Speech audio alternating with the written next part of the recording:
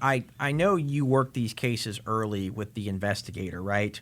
Yeah. And you talk about how important that relationship is with the investigator and how that can sometimes make a difference in a case. Talk a little bit about that. Well, the biggest thing, I think, is your access to your client. So you get your client, you talk to your client, you get the basic 5 W's: who, what, where, when, why, how. And then you develop an investigative plan. And based off that investigative plan, depending on the allegation, whatever it is, you decide what are the main things that you're looking for, right? Is there evidence out there that you need to acquire? Are there text messages? Are there witness statements? And then you go out there and you collect them. You go out there, you try to get that stuff.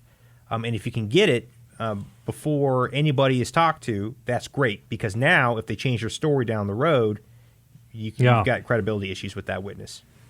So you work with that investigator early to collect those statements, because it might be a long time too before you actually have your hearing.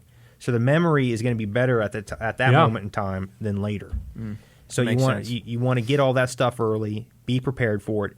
And really the reason why you want to do that is because you know it's going to take you about 2 weeks to sit down and woodshed with your client to get him. You're basically doing a crash course on a moot court. You're like going in there like, this is how right. This is how you do an opening statement.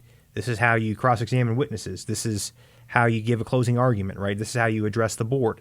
And you just go there. And I remember one of my clients, it was 2 hours a day, every day for like 10 days. And we did that and went in there, and it went phenomenally well. But that's what you got to do to win these things. If you go in there and you're unprepared, you're going to get steamrolled. The board's going to have the investigation that the investigator or the IO, whoever that was, and they're just going to go off of that. And you're going to be like, sir, that's not true.